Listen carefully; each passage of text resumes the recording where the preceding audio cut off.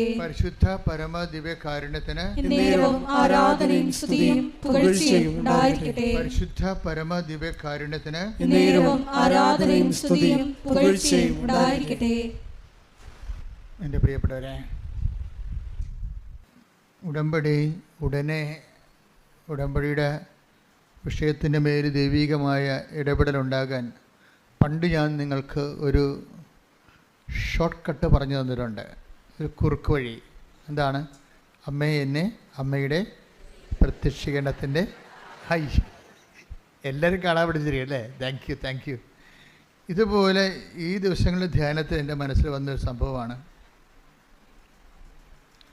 അമ്മ എന്നെ സുവിശേഷത്തിൻ്റെ സാക്ഷിയാക്കണമേ. സിമ്പിളാണ്, ഇത്രയേ ഉള്ളൂ കാര്യമാണ്.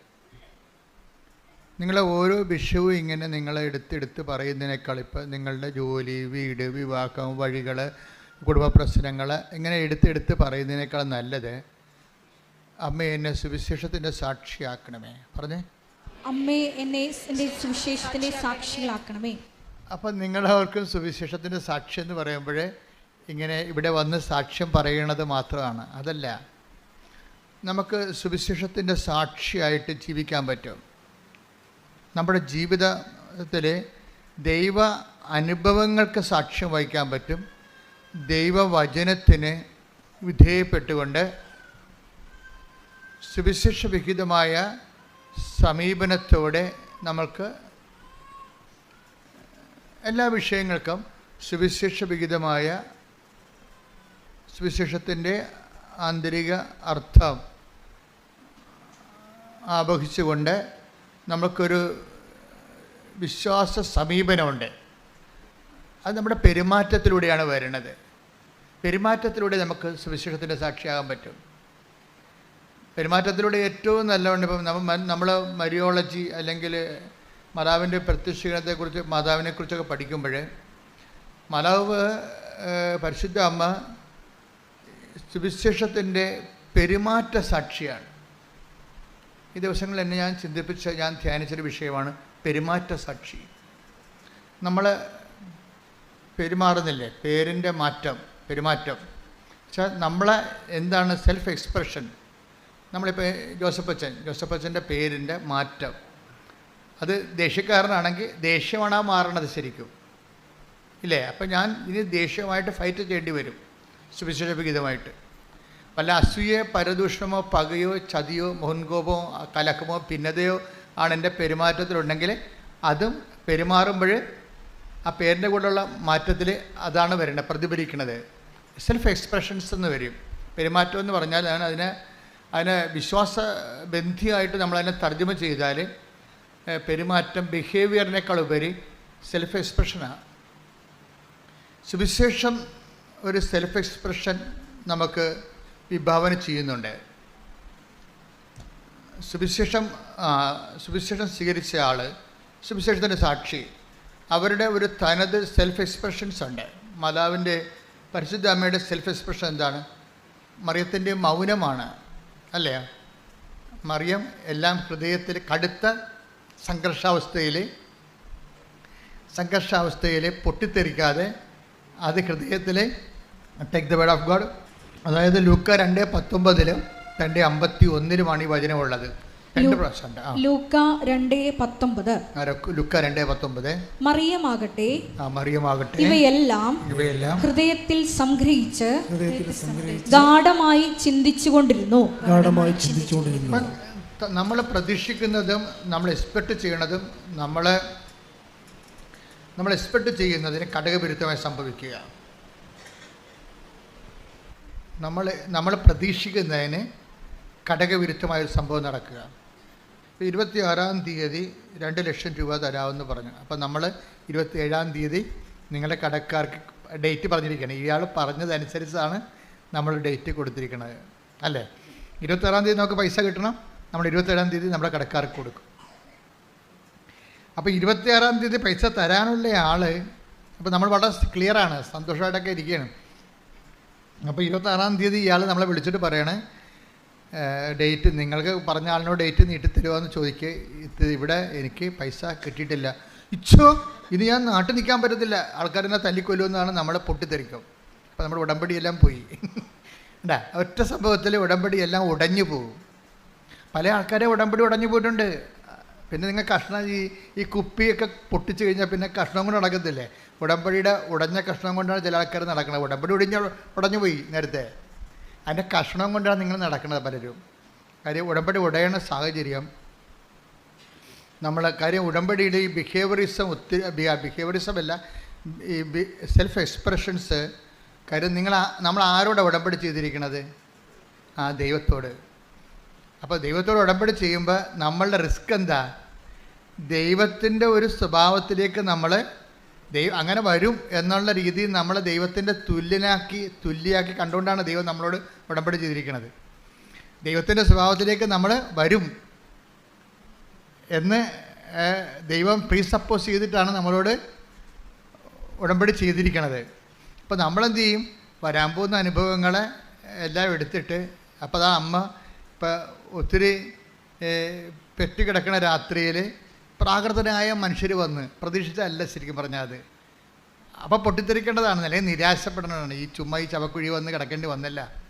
ദൈവത്തിന് വേണമെങ്കിൽ എന്നെ വീട്ടിൽ നിർത്താൻ പാടില്ലായിരുന്നോ? എന്തിനാണ് ഇപ്പോൾ ഈ കനേഷുമാരി ഇപ്പോൾ കൊണ്ടുവന്ന് വെച്ചത്? 100,000 ചോദ്യങ്ങൾ നമുക്ക് വേണമെങ്കിൽ ദൈവത്തോട് ചോദിക്കാം. പല ആൾക്കാരും ദൈവത്തോട് ഒത്തിരി ചോദ്യങ്ങൾ ചോദിച്ചാണ് അകന്നു പോയത്. പല കാര്യങ്ങൾ. ഇപ്പം ഞാൻ 3 പ്രാവശ്യം പുതുക്കിയതല്ലേ? ദൈവത്തോട് ചോദിക്കാവുന്ന ചോദ്യമാണ് അല്ലേ? ഞാൻ IELTS ഇപ്പോൾ 8 പ്രാവശ്യം എഴുതിയ ഒരാൾക്കുണ്ട്, ഞാൻ ഇന്നലെ കണ്ട്. അപ്പോൾ CCA പരീക്ഷ 16 പ്രാവശ്യം എഴുതിയ ഒരാളെ കണ്ട്. ഇനി അയാൾക്ക് ചാൻസ് ഇല്ല, അയാൾ ഉദ്യോഗം രാജിവെക്കേണ്ടി വരും. ഞാൻ പറഞ്ഞ് രാജിവെക്കേണ്ടി വരത്തില്ല, നീ ധൈര്യമായിട്ട് പോകാൻ പറഞ്ഞു. അതെന്ത് ഞാൻ അയാളെ കണ്ടുകൊണ്ട് പറയണതാണ്? അല്ല, അത് എൻ്റെ ഒരു ആസ്തി. ഇത്രയും നാൾ ദൈവത്തിന് വേണ്ടി ജീവിച്ചതിൻ്റെ ഒരു ആസ്തിയുണ്ട്. അതൊരു നല്ല ആസ്തിയാണ്. എനിക്ക് നല്ല ബോധമുണ്ടാക്കരുത്. കാര്യം എത്രയോ വർഷങ്ങളായിട്ട് കർത്താവിന് വേണ്ടി ജോലി ചെയ്യണം. അല്ലാതെ ഒരു പ്രത്യേക ഒരു ധ്യാനത്തിൻ്റെ ഒരു കാറ്റ് വന്നപ്പോൾ ഞാനും പോയി ഒരു ധ്യാനം കൂടി ഒരു ബൈബിൾ എടുത്ത് ഇറങ്ങിയ ആളല്ല. ഞാൻ എൻ്റെ കുടുംബത്തിൽ എൻ്റെ അപ്പൻ അനുഭവിച്ച ദൈവത്തിൻ്റെ അനുഭവങ്ങളുണ്ട്, അത് കണ്ട് ഞാൻ വളർന്നതാണ്. അതുകൊണ്ട് എങ്ങനെയാണ് ദൈവമായിട്ട് ഇടപെടേണ്ടതും ദൈവമായിട്ട് എങ്ങനെ ജീവിക്കേണ്ടതും എങ്ങനെയാണ് സാധാരണ നിലയിൽ, അല്ലാതെ ഒത്തിരി സാങ്കേതികമല്ല, ഒരു പാവപ്പെട്ട മനുഷ്യൻ അവൻ്റെ ജീവിതാവസ്ഥകളിൽ എങ്ങനെയാണ് ദൈവത്തോട് ലളിതമായി ദൈവത്തെ ആധ്യാത്മികമായി ജീവിക്കുക, അതൊക്കെ കുടുംബത്തിൽ നിന്ന് പഠിച്ചതാണ്. അപ്പോൾ അതെനിക്ക് കൾച്ചറായിട്ട് എൻ്റെ ഉണ്ട്. അതുകൊണ്ട് എനിക്കെൻ്റെ മനസ്സിൽ വന്നപ്പോഴും എൻ്റെ അപ്പൻ എന്നോട് പറയുമായിരുന്നു, നീ മിഷണറി ആകണം കേട്ടോ, മിഷണറി ആകണമെന്ന് പറയും. അപ്പന് മിഷണറിയോട് ഭയങ്കര ഇഷ്ടമായിരുന്നു. ഞാൻ എൻ്റെ ജീവിതത്തിൽ എഴുതി വെച്ചിട്ടുണ്ട് മിഷണറി. അപ്പോൾ അപ്പൻ പക്ഷേ എന്നെ മിഷണറി ആക്കാൻ ദൈവത്തിന് അത്രയ്ക്ക് താല്പര്യമില്ല. അതുകൊണ്ട് അപ്പൻ മരിച്ചു കഴിഞ്ഞാൽ ഞാൻ സെമിനാരിൽ ചേരണത്. അപ്പം ഞാൻ ഇടവക വൈദികനായിട്ടാണ് ചേർന്നതെങ്കിലും എൻ്റെ മനസ്സിലുണ്ട്, ഞാൻ പഠിച്ചത് കാലങ്ങളിലെല്ലാം മിഷനെക്കുറിച്ചാണ് കേട്ടിരിക്കുന്നത്. ഞാൻ 6ാം ക്ലാസ്സിൽ പഠിക്കുമ്പോൾ ഇവിടുന്ന് ഇപ്പോഴും അങ്ങനത്തെ ജീവിച്ചിരിപ്പുണ്ട്. മരിയാനേശ്വരം വെച്ചിട്ടുണ്ടായിരുന്നു. അദ്ദേഹം ഇപ്പോഴും ജീവിച്ചിരിപ്പുണ്ട്. പ്രായം വലിയ കുഴപ്പമില്ലാതിരിപ്പുണ്ട് ഇപ്പോഴും, പ്രായമായി. അപ്പം അദ്ദേഹം വന്ന് ബോർഡിലിങ്ങനെ എഴുതും, ലോകം, അതായത് നിങ്ങൾ ലോകം മുഴുവനും പോയി എല്ലാ സൃഷ്ടികളോടും സുവിശേഷം പ്രസംഗിക്കുകയും. അതുതന്നെയാണ് യേശുദാസ് അച്ഛനും അങ്ങനെ ഒരു വയസ്സ്. അച്ഛനും മരിച്ചുപോയി. വന്ന് എൻ്റെ 8ാം ക്ലാസ്സിൽ വന്ന് ബോർഡ് എഴുതിയിടും. ഒരു ക്ലാസ് മിഷണറീസിൻ്റെതാണ്. അപ്പോൾ അന്നേ ഞാൻ എൻ്റെ തീരുമാനിച്ച് മിഷനാണ് ഏറ്റവും വലുതെന്ന്. മിഷൻ, ഞാനിപ്പോഴും നിങ്ങളോട് മിഷനെക്കുറിച്ചല്ലേ പറയണത്. നമ്മളിവിടെ വരെ എത്തിയതും മാതാവ്, ഞാൻ ഒരു മിഷണറി അല്ലായിരുന്നെങ്കിൽ മാതാവ് പ്രത്യക്ഷപ്പെടേണ്ട ഒരു കാര്യമില്ല. ഞാൻ മിഷണറി ആയതുകൊണ്ടാണ് പ്രത്യക്ഷപ്പെട്ടത്. നിങ്ങളൊക്കെ മിഷണറി അല്ല. ഇപ്പോൾ കൃപാസനം പത്രത്തെക്കുറിച്ചല്ലേ ഇപ്പോൾ ഏറ്റവും കൂടുതൽ സാക്ഷ്യങ്ങൾ വരണത്. പത്രം വിതരണം ചെയ്യുമ്പോഴും അത് ആൾക്കാരിപ്പോൾ വിശദീകരിച്ചല്ലേ കൊടുക്കണത്. അവരുടെ അനുഭവങ്ങൾ കൃപാസനം പത്രത്തിൽ അവർക്ക് കിട്ടിയ മറിയൻ അനുഭവങ്ങൾ പറഞ്ഞിട്ടാണ് അവർ പത്രം കൈമാറുന്നത്. നിന്ന് പറയണവരൊക്കെ ഉണ്ട്, വഴി ആളെ പിടിച്ചു നിർത്തി പറയുന്ന ആൾക്കാരൊക്കെ ഉണ്ട്. അപ്പോൾ അങ്ങനെ പറഞ്ഞ് അവർ മിഷണറിമാരായി. അവരിലൂടെ എത്ര പേരാണ് നിങ്ങളിലൂടെ കഴിഞ്ഞ ദിവസം പറഞ്ഞ് ഞാനൊരു 100 പേരെ കൊണ്ട് ഉടമ്പടി എടുപ്പിച്ചിട്ടുണ്ട്. സാക്ഷി പറഞ്ഞതാണ്, ഞാനൊരു 100 പേരെ കൊണ്ട് ഉടമ്പടി എടുപ്പിച്ചിട്ടുണ്ടെന്ന്. അപ്പോൾ 100 ആത്മാക്കളുമായിട്ട് അവർക്ക് ദൈവദർശന ഒരു ആസ്തിയായി. നമ്മുടെ ആസ്തി എന്ന് പറയണത് എത്ര എത്ര പേര് ദൈവത്തിന് വേണ്ടി നമ്മൾ നേടി. അതാണ് നമ്മൾ ശരിക്കും പറഞ്ഞാൽ ദൈവം അംഗീകരിക്കണ സാക്ഷ്യം. നിങ്ങൾ പറയണത് ദൈവത്തെ കൊണ്ട് എന്ത് നേടിയെന്നല്ലേ നിങ്ങൾ പല ആൾക്കാരും പറയണത്. അത് പറയേണ്ടതെന്നല്ല ഞാൻ പറയണത്. പക്ഷേ ദൈവത്തിന് പ്രയോജനമുള്ളത് എത്ര പേര് ദൈവത്തിന് വേണ്ടി നമ്മൾ നേടിയെന്നാണ്. അത് ഭയങ്കരമായൊരു സംഭവമാണ്. ഇപ്പോൾ ദൈവത്തിന് വേണ്ടി നേടി എങ്കിൽ ഇപ്പോൾ നിങ്ങളുടെ മക്കൾ നിങ്ങൾ പറയണത് അനുസരിക്കണില്ലെന്ന് വിചാരിച്ചോ, നിങ്ങൾ സങ്കടപ്പെടരുത്. കാര്യം പലരും എന്നോട് പറഞ്ഞിട്ടുണ്ട്, എൻ്റെ അച്ഛ, അമ്മ ജീവിച്ചിരുന്ന കാലത്ത് അമ്മയുമായിട്ട് ഗുസ്തിയായിരുന്നു, പക്ഷേ അമ്മ ചെയ്യണതെല്ലാം ശരിയാണെന്ന് എനിക്കറിയാമായിരുന്നെന്ന്. അതവർ കണ്ണ് നിറഞ്ഞുകൊണ്ടാണ്. അപ്പോൾ നിങ്ങൾ മരിച്ച് 10-12 കൊല്ലം കഴിഞ്ഞിട്ടായിരിക്കും എന്നെപ്പോലുള്ള ആൾക്കാരെ കാണുമ്പോൾ അവർ പറയണത്, അമ്മ ചെയ്യണതെല്ലാം ശരിയാണെന്ന് എനിക്കറിയാമായിരുന്നു, അമ്മ അത്രയ്ക്ക് തങ്കപ്പെട്ട സ്ത്രീയായിരുന്നു. പക്ഷേ നിങ്ങൾ ജീവിച്ചിരിക്കുന്ന കാലത്ത് ഒരിക്കലും നിങ്ങളോട് അവരത് പറയത്തില്ല. നിങ്ങൾ ജീവിക്കുന്ന കാലത്ത് അവർക്ക് താല്പര്യങ്ങൾ വേറെ ആരും നിങ്ങളവിടെ ഗുസ്തി വെക്കുകയുള്ളൂ. അപ്പോൾ ഗുസ്തി വെക്കുമ്പോഴും എൻ്റെ മകൻ വഴിപിഴച്ച് പോയില്ല എന്നൊന്നും നിങ്ങൾ ചിന്തിക്കരുത്. അവൻ്റെ മനസ്സ് നിങ്ങളുണ്ട്. നന്മകൾ ഒരിക്കലും താനേ കെട്ടുപോകത്തില്ല. അതായത് അവരുടെ മനസ്സ്, നിങ്ങൾ തോറ്റു, എൻ്റെ മകളെ വിശുദ്ധിയിലേക്ക് നയിക്കാൻ ഞാൻ തോറ്റുപോയി എന്ന് നിങ്ങൾ പറയരുത്. കാരണം അവളുടെ പ്രായത്തിൻ്റെത് കൊണ്ടും പിന്നെ കൂട്ടുകാരുടെ സമ്മർദ്ദം കൊണ്ടും ഇങ്ങനെ പെട്ടെന്ന് ഇങ്ങനെ ഒരു തീരുമാനമൊക്കെ ഉണ്ടായതാൽ നിങ്ങളെ നിഷേധിച്ചല്ലത്, നിങ്ങളുടെ ആ മനസ്സിൽ. അപ്പോൾ നിങ്ങളെ ചാടിത്തുള്ളി അവിടെ കടുത്തേക്ക് കയറാൻ ഒന്നും പോയിട്ട് കാര്യമില്ല. ശാന്തമായി സൗമ്യമായി പ്രാർത്ഥിക്കുക. ഈ സൗമ്യത എന്ന് പറയുന്നത് ഒരു സാക്ഷ്യമാണ്. എനിക്ക് ഭയങ്കര പാടാണ് സൗമ്യത. ഞാൻ പിന്നെ കുറേ പാടും.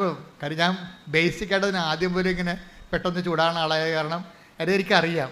അതുകൊണ്ട് എന്താ സംഭവിക്കണമെന്ന് വെച്ച് കഴിഞ്ഞാൽ എൻ്റെ ചൂട് 2 മിനിറ്റേ നിൽക്കത്തുള്ളൂ. ഞാൻ ചൂടാകണ പാർട്ടിയാണ്, പക്ഷേ എൻ്റെ ചൂട് 2 മിനിറ്റ് അല്ല 3 മിനിറ്റ്. ഇപ്പോൾ ഇവിടെ എൻ്റെ സ്റ്റാഫ് കണ്ടല്ലേ, 30 കൊല്ലം 20 കൊല്ലം ഒക്കെ ഉള്ള ആൾക്കാരുടെ കൂടെ നിൽക്കണില്ലേ. ഞാൻ മോശക്കാരനാണെങ്കിൽ അവർ നിൽക്കത്തില്ല.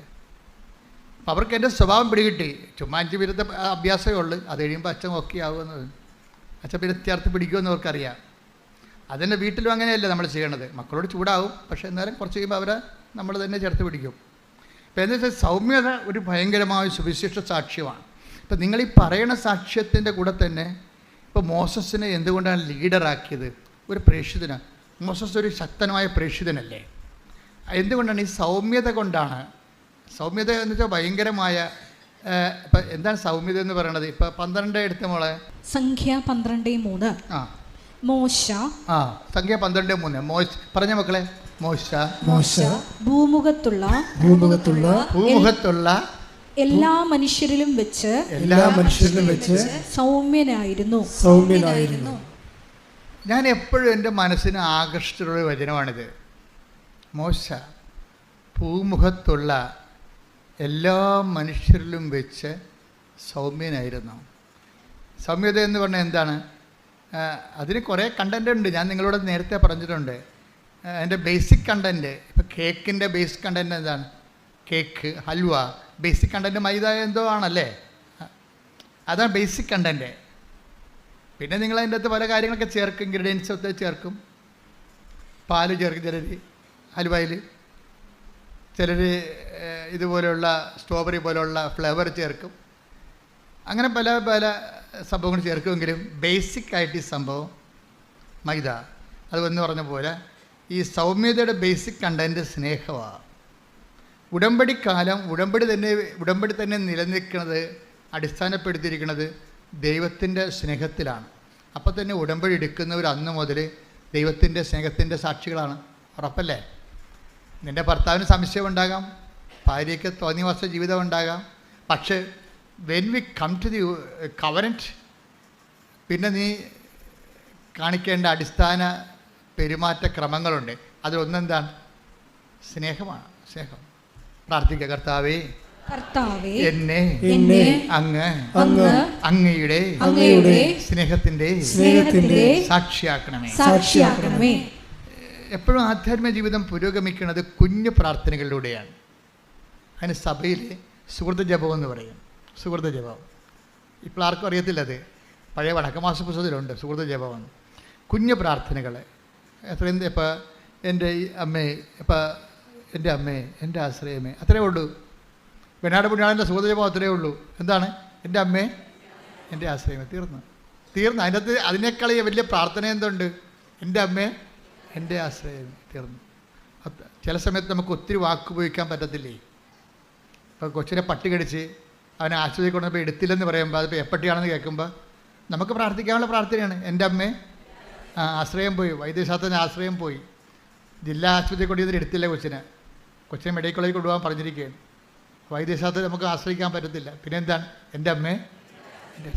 പരീക്ഷയ്ക്ക് റിസൾട്ട് നോക്കുമ്പോൾ, കമ്പ്യൂട്ടർ റിസൾട്ട് നോക്കുമ്പോഴും നിങ്ങൾ തോറ്റൊന്ന് കണ്ടു കഴിഞ്ഞാൽ അയ്യോ എന്ന് പറഞ്ഞത് ബോധം കണ്ടു വിടേണ്ട. എൻ്റെ അമ്മേ എൻ്റെ ആശ്രയമേ. എന്താ കാര്യം? എൻ്റെ സ്വന്തം കഴിവിലുള്ള എൻ്റെ ആശ്രയം ഞാൻ രാജിവെക്കുന്നു. ഇനി ഇത് വർക്ക് ചെയ്യണത് നോട്ട് ബൈ മെറിറ്റ് ആയിരിക്കും. എൻ്റെ മക്കളെ, ഇതിനകത്ത് എന്താ വിഷയം എന്ന് പറയുക, ഇപ്പോൾ ഒരു മെറിറ്റ് പോയെന്ന് വെച്ച് കഴിഞ്ഞാൽ അപ്പം നിങ്ങളെപ്പോഴും അങ്കലാപ്പ്, ഞാനായാലും നിങ്ങളായാലും. അപ്പോൾ നമ്മൾ തോക്കുക, ജയിക്കുക, അങ്ങനെ ജയിച്ചും തോറ്റുമൊക്കെയാണ് നമ്മൾ ഇവിടെ എത്തിയത് അല്ലേ? ജയിച്ചും തോറ്റുമൊക്കെയാണ് എത്തിയത്. അപ്പോൾ തോക്കുക എന്ന് പറഞ്ഞ ഒരു കാര്യം, തോക്കുക എന്ന് പറഞ്ഞതിൻ്റെ അർത്ഥം എന്ന് വെച്ച് കഴിഞ്ഞാൽ നമ്മളുടെ കഴിവ് അവിടെ പരാജയപ്പെടുന്നല്ലേ? അത് സുവിശേഷമല്ലേ? എന്താണ്? നമ്മുടെ കഴിവ് പോയാൽ പിന്നെ എന്താണ്? നോട്ട് ബൈ മെറിറ്റ് എന്നല്ലേ എൻ്റെ അർത്ഥം, ബട്ട് ബൈ ഗ്രേസ്. അത് നമ്മൾ തോറ്റു എന്ന് വെച്ചാൽ അതിൻ്റെ അർത്ഥം എന്താണ്? നിങ്ങൾ സന്തോഷിക്കണം. എന്താണ്? ഇനി എൻ്റെ കഴിവ് കൊണ്ട് ഇത് നടക്കത്തില്ല. ഇനി ആരാണ്? പക്ഷേ നിങ്ങളൊരു നിരീശ്വരവാദിയാണെങ്കിൽ നിങ്ങളുടെ ജീവിതം അവിടെ ഫുൾ സ്റ്റോപ്പ് ആകും. നിങ്ങൾ ഈശ്വരവിശ്വാസിയായുള്ള ഗുണം എന്താണ്? നിങ്ങളുടെ മെറിറ്റ് തീർന്നാൽ ഇനി കർത്താവിൻ്റെ ഊഴമാണ്. Not by merit but by grace. ഇനി ഗ്രേസ് വരേണ്ട കാലമാണ്. അത്രേ ഉള്ളൂ. അപ്പോൾ നിങ്ങൾ 2 പ്രാവശ്യം തോറ്റ് കഴിഞ്ഞാൽ അതിൻ്റെ അർത്ഥം എന്താണ്? നിങ്ങളുടെ ഗ്രേസ്, നിങ്ങളുടെ മെറിറ്റ് സീറോയാണ്, സീറോ മെറിറ്റിലാണ്. ഇനി എന്തെങ്കിലും സംഭവിക്കണമെന്നുണ്ടെങ്കിൽ ദൈവം അത്ഭുതങ്ങൾ പ്രവർത്തിക്കണം, അല്ലേ? ഇപ്പോൾ ദൈവത്തെക്കുറിച്ച് എന്താ പറയണത്? അത്ഭുതങ്ങൾ പ്രവർത്തിക്കുന്ന 4:2 എടുത്തവനെ ഹെബ്രായർ 2:4 അടയാളങ്ങൾ, അത്ഭുതങ്ങൾ, പല വിധത്തിലുള്ള ശക്തമായ പ്രവൃത്തികൾ എന്നിവ കൊണ്ടും തന്റെ ഇഷ്ടത്തിനൊത്ത് പരിശുദ്ധാത്മാവിനെ ദാനം ചെയ്തുകൊണ്ടും ദൈവം തന്നെ ഇതിന് സാക്ഷ്യം നൽകിയിരിക്കുന്നു. അപ്പൊ നമുക്ക് ലഭിക്കുന്ന അത്ഭുതങ്ങളില്ലേ, അടയാളങ്ങൾ എന്തിൻ്റെയാണ്? ദൈവത്തിൻ്റെ സാക്ഷ്യവാ. പിടിയിടില്ലേ? അത്ഭുതങ്ങൾ, അടയാളങ്ങൾ. പറഞ്ഞേ, അത്ഭുതങ്ങൾ, അടയാളങ്ങൾ. ഹെബ്രായർ 2:4 അത്ഭുതങ്ങൾ, അടയാളങ്ങൾ. പറഞ്ഞേ, അത്ഭുതങ്ങൾ, അടയാളങ്ങൾ, പലതരത്തിലുള്ള വീര്യപ്രവൃത്തികൾ. അതുകൊണ്ട് ദൈവം തന്നെ സാക്ഷ്യം നൽകിയിരിക്കുന്നു. അപ്പോൾ നമ്മുടെ വിശ്വാസത്തിന് ദൈവം നൽകുന്ന സാക്ഷ്യങ്ങളാണ് അത്ഭുതങ്ങൾ. കൃപാസന പത്രത്തിൻ്റെ മുകളിൽ 8 നടുക്കുള്ള പേജ് കണ്ടിട്ടില്ല? അത്ഭുതങ്ങൾ, അടയാളങ്ങൾ, പലതരത്തിലുള്ള വീര്യപ്രവൃത്തികളെന്ന്. പലതരത്തിലുള്ള വീര്യപ്രവൃത്തി, അത്ഭുതങ്ങളും അടയാളങ്ങളും പലതരത്തിലുള്ള വീര്യപ്രവൃത്തികളെന്ന് പറയുമ്പോഴേ നമ്മുടെ ജീവിതത്തിൻ്റെ എല്ലാ മേഖലകളെയുമാണ്. പലതരത്തിലുള്ള വീര്യപ്രവൃത്തികളാണ്. അത് രോഗം മാത്രമല്ല, നമ്മുടെ വിദ്യാഭ്യാസ മേഖല, ജോലി മേഖല, ജീവിത മേഖല, എല്ലാം പലതരത്തിലുള്ള വീര്യപ്രവൃത്തി. ദൈവത്തിൻ്റെ പ്രവൃത്തികളെ വിളിക്കുന്നത് വീര്യപ്രവൃത്തി എന്നാണ് വിളിക്കുന്നത്, ശക്തിപ്രവൃത്തികൾ. കാര്യം ദൈവം ശക്തി ആയതുകൊണ്ട് പലതരത്തിലുള്ള ശക്തിക്ക് പ്രവർത്തനങ്ങളുണ്ടാവും. ദൈവം ആരാണ്? ശക്തിയാണ്. ഒരു വ്യക്തി എന്നതുപോലെ തന്നെ ദൈവം ശക്തിയാണ്. അത് 1 കൊരിന്ത്യൻസിലെ 1:24 വായിച്ച് ശ്രുതികട ഹല്ലേലൂയ. 1 കൊരിന്തോസ് 1:24 വിളിക്കപ്പെട്ടവർക്ക് യഹൂദരോ ഗ്രീക്കുകാരോ ആകട്ടെ ക്രിസ്തു ദൈവത്തിന്റെ ശക്തിയും ദൈവത്തിന്റെ ജ്ഞാനവുമാണ്. ദൈവത്തിന്റെ ശക്തിയാണ് ക്രിസ്തു. അതുകൊണ്ട് ക്രിസ്തുവിൻ്റെ പ്രവർത്തനങ്ങളിൽ പലതരത്തിലുള്ള ശക്തി പ്രവർത്തനങ്ങൾ വരും. ക്രിസ്തു നമ്മുടെ ജീവിതത്തിലേക്ക് വരുന്നത് പലതരത്തിലുള്ള ശക്തി പ്രവർത്തനങ്ങൾ കൊണ്ടാണ്. ഇപ്പോൾ കഴിഞ്ഞ ദിവസങ്ങളിൽ ഒരു സാക്ഷ്യം ഉണ്ടായിരുന്നു, ഒരു മോളുടെ സാക്ഷ്യമാണ്. അപ്പോൾ അവൾ 150 മാർക്ക് ആണ് ജയിക്കാൻ വേണ്ടത്. അപ്പോൾ അവൾ പല പ്രാവശ്യം തോറ്റു. അപ്പോൾ അവളുടെ അമ്മ പറഞ്ഞു, അടുത്ത പരീക്ഷയ്ക്ക് നിനക്ക് കിട്ടാൻ പോണ മാർക്ക് 170. അപ്പോൾ അവൾ പറഞ്ഞ്, ഞാൻ 170 മാർക്കിന് എഴുതിയിട്ടില്ലല്ലോ. അതല്ലേടി, ഒരു കണക്കുണ്ട്. അമ്മ പ്രത്യക്ഷപ്പെട്ടിട്ട് 20 കൊല്ലമായി. അപ്പം നീ 150 മാർക്കിന് എഴുതിയില്ലേ, അതിൻ്റെ പ്ലസ് ഇവിടെ 20, 170. അത് വിശ്വാസത്തിൻ്റെ കണക്കാണ്. അത് വിശ്വാസത്തിൻ്റെ കണക്കാണ്. അത് നമ്മൾ പറയുന്ന കണക്കല്ല, ബുദ്ധിയുടെ കണക്കല്ലത്. അമ്മയുടെ കണക്കെന്ന് പറയുന്നത് ഹൃദയത്തിൻ്റെ കണക്കാണ്. കണക്ക് 2 തരം ഉണ്ടാവുകയും, ബുദ്ധിക്കൊരു കണക്കുണ്ടാകും, റീസൺ എന്ന് പറയും. റീസൺ പോലെ തന്നെ ഡിവൈൻ റീസൺ എന്ന് പറയുന്നത് അതിൻ്റെ സോഴ്സ് ഹാർട്ടാണ്. ഡിവൈൻ റീസണിൻ്റെ സോഴ്സ് തലച്ചോറല്ല, ഹാർട്ടാണ്. അവിടെ പ്രവർത്തിക്കണം. അപ്പം അമ്മ എന്താ പറയണത്? അമ്മ പറഞ്ഞു കൊടുക്കുന്നത്, നിനക്കിട്ടിരിക്കണ മാർക്ക്, കിട്ടാൻ പോണ മാർക്ക് 170. അപ്പോൾ ഞാൻ 150 മാർക്കിൻ്റെ എഴുതിയിട്ടുള്ളൂ, പിന്നെ എങ്ങനെ 170 മാർക്ക്, എന്ത് വട്ടാണ് ഈ പറയണത് പറയും. അത് വട്ടാകും, ചിലപ്പം ബുദ്ധി കൊണ്ട് ചിന്തിക്കാർക്ക് വട്ടാവും. പക്ഷെ അമ്മയ്ക്കൊരു ബുദ്ധിയുണ്ട്. അതെന്താണ്? ദൈവമായിട്ടുള്ള ബന്ധമാണ് അമ്മയുടെ ബുദ്ധി. നമ്മളെ മനസ്സിലായില്ലേ? ദൈവമായിട്ടുള്ള കാര്യം. അമ്മ പ്രത്യക്ഷപ്പെട്ടിട്ട് 20 കൊല്ലമായി. അപ്പോൾ നീ എഴുതിയിരിക്കണം 150 മാർക്കിന്. 150 × 20 70, 170. അതാണ് നിനക്ക് കിട്ടാൻ പോണ മാർക്ക്. അപ്പോൾ മാർക്ക് നോക്കിയപ്പോൾ, മാർക്ക് കിട്ടിയപ്പോൾ 170 കറക്റ്റ്. അതായത് നമ്മൾ വിശ്വസിച്ചു അതിൻ്റെ അകത്ത് കളങ്കമില്ല എന്ന് കണ്ടാൽ ദൈവത്തിന് ആ വിശ്വാസത്തെ ഹോണർ ചെയ്യേണ്ടി വരും. അതാണ് വിശ്വാസത്തിൻ്റെ വിഷയം. നമ്മൾ വിശ്വസിച്ചതിനെ അതിൻ്റെ അകത്ത് കളങ്കമില്ല എന്ന് കണ്ടാൽ വിശ്വാസത്തിലുണ്ടാകുന്ന വിഷയം കളങ്കമാണ്. നമ്മൾ സംശയം എന്ന് പറഞ്ഞാലും വിശ്വാസ കളങ്കം എന്നാണ് അതിൻ്റെ പേര്. വിശ്വാസത്തിൽ സംശയം പാടില്ല, പിന്നെ അത് വിശ്വാസമല്ലല്ലോ. സംശയം ഉണ്ടെങ്കിൽ കളങ്കിത വിശ്വാസം എന്ന് ഞാൻ പറയത്തുള്ളൂ. വിശ്വാസത്തിൽ നിങ്ങൾക്ക് സംശയം ഉണ്ടെങ്കിൽ അതിൻ്റെ അർത്ഥം എന്താണ്? കളങ്കിത വിശ്വാസം.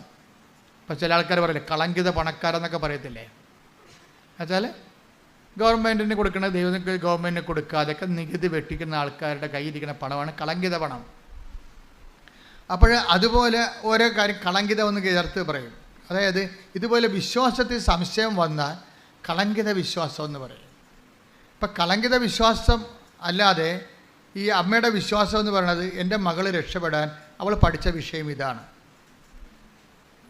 ഒന്നെങ്കിൽ ഇതുകൊണ്ട് തീരും, അല്ലെങ്കിൽ ഇതിനെ അതിജീവിക്കാൻ അവൾക്ക് മെറിറ്റില്ല. പിന്നെന്താണ്?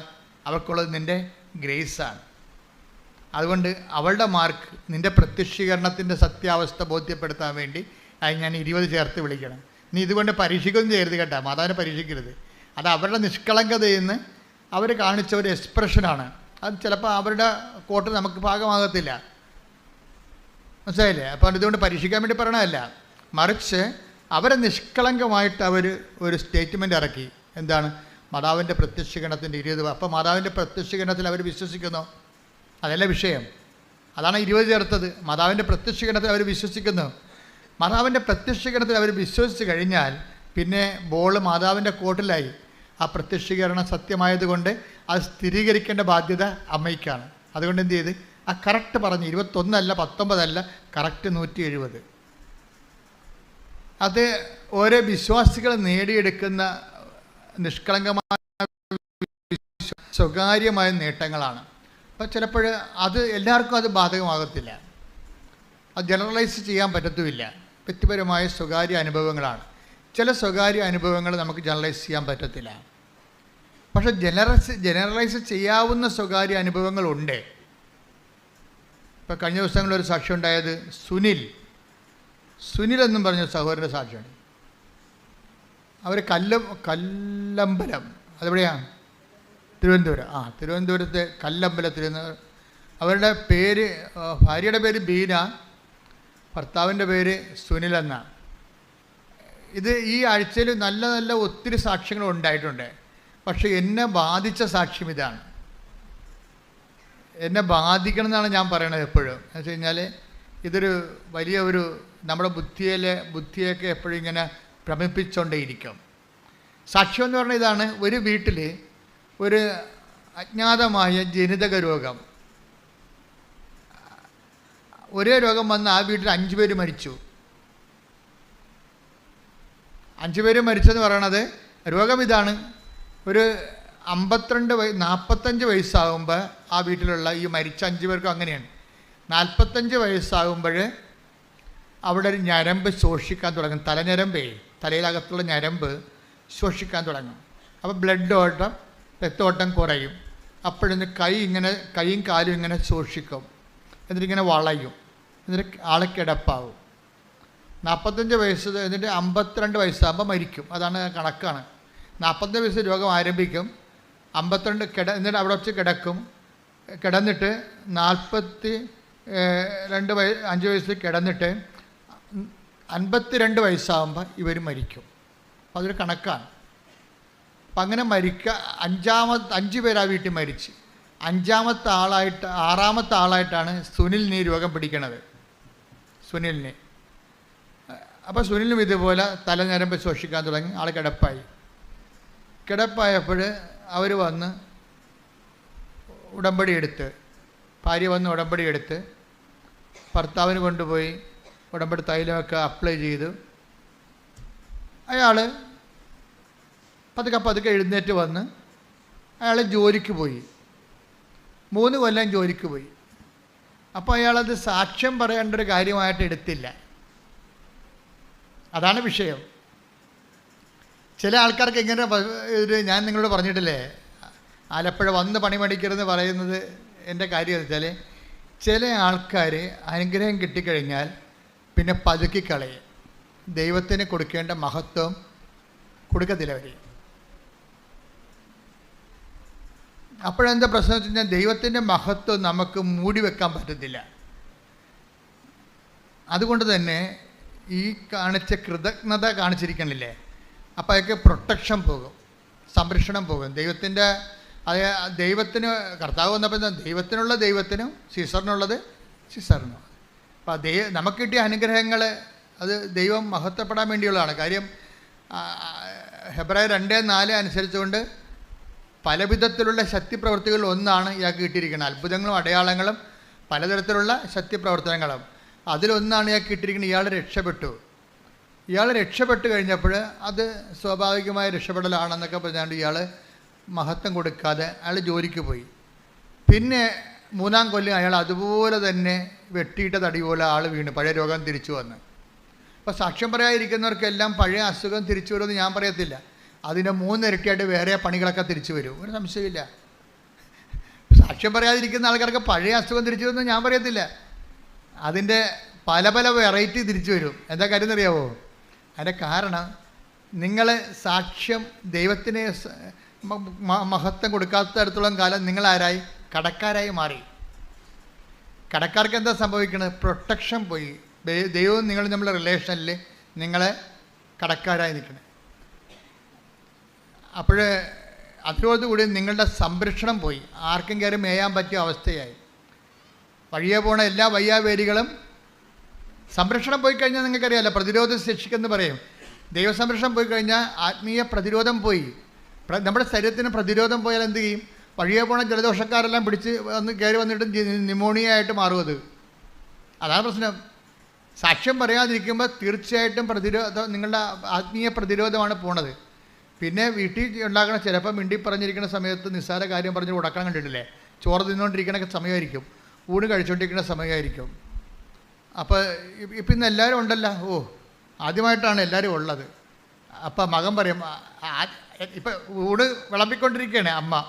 അപ്പം അപ്പനും മക്കളും പെമ്മക്കളും അമ്മ എല്ലാവരും ഇരിപ്പുണ്ട്. അപ്പം അമ്മ പറയണത്, കുറേ ദിവസമായിട്ട് എൻ്റെ പ്രാർത്ഥന ഫലിച്ചെന്ന് തോന്നുന്നു, ആദ്യമായിട്ടാണ് എല്ലാവരും ഉള്ളത്. എൻ്റെ മകനെ വീട് വിട്ടിട്ട് കളിച്ചിട്ട് കാര്യമില്ല, ചുമ്മാ അമ്മ ഡയലോഗ് പാസ്സാക്കിയാണ്. അപ്പം മകൻ പറയും, തവത്തെ കൊത്തല്ല തള്ളയെന്ന് പറയും. ഊണ് കഴിക്കാൻ വരുമ്പോഴാണ് ഈ പരിപാടി എന്ന് പറയുമ്പോൾ, എന്താ നിനക്കെന്താ? ഞാൻ പറയുമ്പോൾ കൊണ്ടാ നിനക്ക് അങ്ങനെ കൊള്ളണോടാ, നിനക്ക് കിട്ടത്തില്ല ഊണ് കഴിക്കാൻ പോലും. ഞാൻ നിർത്തി അവൻ കിട്ടും പോയി. കണ്ട ഈ സാധനം വയ്യാവില്ല. കണ്ട ഈ കണ്ട സീൻസ് കണ്ടല്ലേ? തലയുടെ വായിൽ നിന്നൊരു സാധനം കഷ്ണം വീണതാണ്, അവൻ ഇട്ടും പോയി. അല്ലെങ്കിൽ നിനക്ക് തലക്ക് അസുഖമാണ്, പിള്ളേരുടെ സ്വഭാവം അറിയാൻ പാടില്ല. അപ്പോൾ അപ്പൻ അമ്മോട് വഴക്കിടും, നിനക്ക് വല്ല അസുഖം ഉണ്ടാ, അവനിപ്പോൾ കഴിക്കാതിരിക്കണം കണ്ട. അപ്പോൾ ഒരു നിസ്സാര കാര്യമാണ് പറയണത്. പക്ഷെ പ്രൊട്ടക്ഷൻ ആ വീട്ടിലില്ല, സംരക്ഷണമില്ല. അത് കാരണം വഴിയേ പോണ വയ്യാവേലി വലിഞ്ഞു കയറി വന്ന കണ്ടല്ലേ വിരുന്ന് വരികയാണേ. വഴിയേ പോണ വയ്യാവേലി വലിഞ്ഞു കയറി വിരുന്ന് വരികയാണ്. അപ്പോൾ ആദ്യം വേണ്ടത് പ്രൊട്ടക്ഷനാണ്. അതിനെന്ത് വേണം? അതിന് വേണ്ട ദൈവമായിട്ട് നല്ലൊരു സംരക്ഷണം, പ്രൊട്ടക്ഷനെ നമുക്ക് ഇപ്പം ഒരാൾ പുറകിൽ നിന്ന് കുത്തിയാൽ നമുക്ക് തടുക്കാൻ പറ്റുമോ? ജീവിതത്തിൽ പുറകിൽ നിന്ന് കുത്തൊക്കെ ഒത്തിരി വരും, നമ്മളറിയാത്ത അപകടങ്ങളൊക്കെ വരും. അത് തടുക്കാൻ ദൈവത്തിനേ പറ്റത്തുള്ളൂ. നമുക്ക് പുറകിൽ കണ്ണ് തരാത്ത അതുകൊണ്ടാണ്, ദൈവത്തിന് കണ്ണ് ഉപയോഗിക്കാൻ വേണ്ടിയാണ്. പുറകിൽ നമുക്ക് കണ്ണില്ലല്ലോ. പുറകിൽ നിന്ന് പല ആൾക്കാരും മരിച്ചിരിക്കണത് പുറകിൽ നിന്ന് കുത്തിയിട്ടാണേ. പല ആൾക്കാരും മരിച്ചിരിക്കണത്, അപകടപ്പെട്ടിരിക്കണത്, വെട്ടുകിട്ടിയിരിക്കണത് എല്ലാം പുറകിൽ നിന്ന് വെട്ടിയിട്ടാണ്. പുറകിൽ നിന്ന് എന്തുകൊണ്ടാണ് വെട്ടുകൊണ്ടിരിക്കണത്? പുറകിൽ കണ്ണില്ല. പുറകിലെ കണ്ണ് ആരുടേതാണ്? ദൈവത്തിൻ്റെതാണ്. ആ ദൈവത്തിൻ്റെ കണ്ണെന്ന് പറയുന്നത് ദൈവമായിട്ടുള്ള സ്നേഹവും ബന്ധമൊക്കെയാണ്. അതിൻ്റെയാണ് നമ്മുടെ പ്രൊട്ടക്ഷൻ. ദൈവം നമ്മളെ സംരക്ഷിക്കുന്നുണ്ട്. പക്ഷെ നമ്മളത് അംഗീകരിക്കാതെ വരുമ്പോൾ നമുക്ക് ഉപയോഗിക്കപ്പെടാതിരിക്കും. അപ്പം ദൈവത്തിന് സംഭവം ഏറ്റവും വലുത് അംഗീകരിക്കുക എന്നുള്ളതാണ്. മനസ്സിലായില്ലേ? നമ്മൾ ഈ ഇപ്പം നമ്മൾ ഒരു കാര്യം പറയുമ്പോൾ നമ്മൾക്ക് അവർ എഴുതി മേടിക്കും. എന്താണ്? നമ്മളത് അംഗീകരിക്കുന്നുണ്ടോ എന്നാണ് ചോദിക്കണത്.